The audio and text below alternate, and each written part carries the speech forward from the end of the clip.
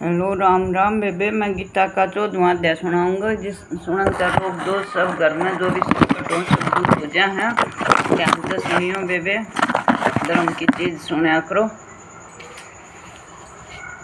श्री भगवान ने कहा, फिर भी ज्ञानों में श्रेष्ठ ज्ञान मैं तुमको कहता हूँ, जिसको जानने से सारे मुनि जन मोक्ष रूप परम सिद्धि को प्राप्त हुए हैं। इस ज्ञान की सहायता से मेरे स्वरूप को प्राप्त हुए लोग सृष्टि के समय जन्मते नहीं और प्रलय काल में कष्ट नहीं पाते। हे अर्जुन, परम ब्रह्मा मेरी योनि है। मैं उसमें गर्भ को रखता हूँ और उसमें भूतों की उत्पत्ति होती है। कौनते सब गर्भों में जो विभूतियाँ उत्पन्न होती हैं उसका उत्पत्ति स्थान प्रकृति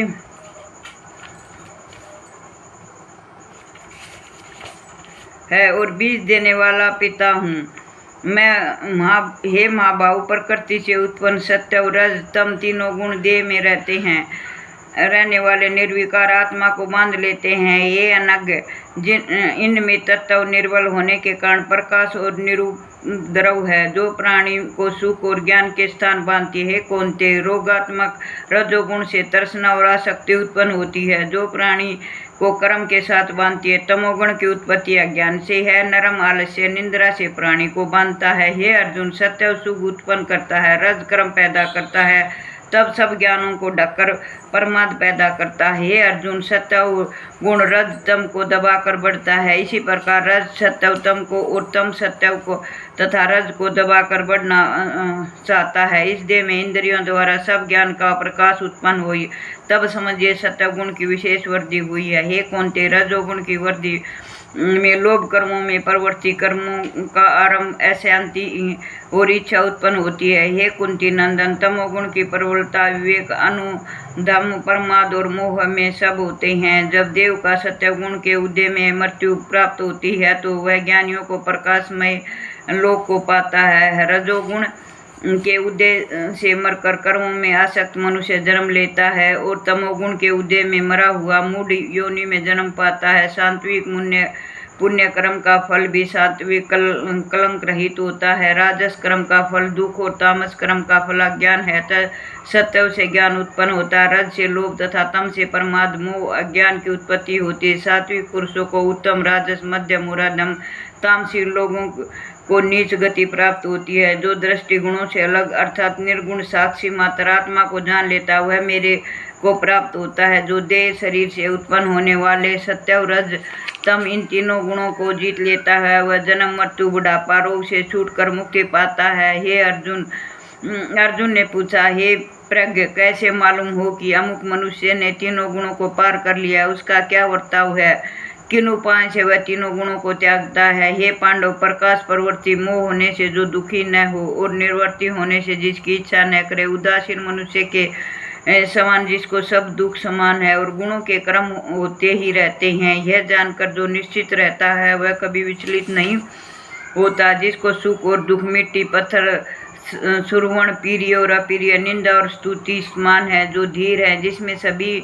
बखेड़े छोड़ दिए गए हैं, उसे गुणातीत कहते हैं। जो अन्य भक्ति से मुझे पूजता है वह तीनों गुणों को जीतकर ब्रह्म भाव को पाता है, क्योंकि ब्रह्मा का और विकार रहित मोक्ष का और सनातन धर्म का और अखंड सुख का भंडार मैं ही हूँ।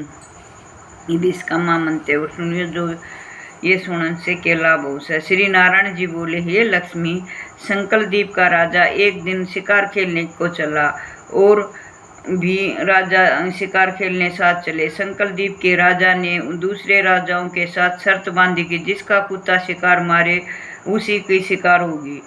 सब राजाओं ने अपने अपने कुत्ते छोड़े। तब एक सुसा निकला और उसके पीछे कुत्ते दौड़े। सुसा दूर निकल गया और कुत्ते पीछे रहे। संकलदीप राजा के कुत्ते ने सुसा को पकड़ लिया। लोगों ने शोर किया तो कुत्ता दुचित्ता हो गया और सुसा फिर भागा। कुत्ते के दांत सुसा को लगे थे और रुधिर टपकता जाए और सुसा भागा जाए और कुत्ते पीछे पीछे रह गए।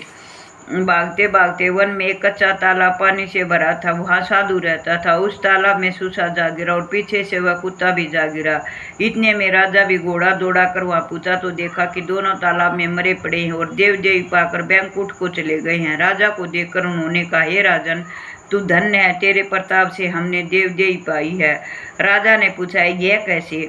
तब उन दोनों ने कहा, हम नहीं जानते, इस जल से छूने से हमें देवदेवी मिली है। राजा ने कहा, मेरे धन्य भाग जो तुम्हारा उद्धार हुआ। इतना कहकर वह बैंकुट को गई। राजा ने नमस्कार करके पूछा, हे संत जी, मुझे बताओ कि यह कौतुकी आश्चर्य कैसे हुआ। सूसा और कुत्ते दोनों को इस जल से स्पर्श करने से उद्धार हो गया। यह जल कैसा है? उस संत ने कहा, हे राजन, मेरा गुरु यहाँ रहता था। वह नित्य स्नान कर गीता के 14वें अध्याय का पाठ किया करता था। मैं भी यह स्नान करके गीता का पाठ करता हूँ। राजा ने कहा, धन्य है जो आपके प्रताप से ऐसी योनियों का उद्धार हुआ। मेरे धन भाग हैं जो आपके दर्शन हुए। श्री नारायण जी ने कहा, हे लक्ष्मी, 14वें अध्याय का महामंत्र मैंने तुम्हें सुना है। जिसको सुनता है, पढ़ता है, उस सबको मोक्ष की प्राप्ति होती है और सब देव प्राप्त होती है। उसके पितरों को मोक्ष मिलता है। ओम भगवते वासुदेवाय नमः। ओम भगवते वासुदेवाय नमः। ओम भगवते वासुदेवाय नमः। ओम भगवते वासुदेव।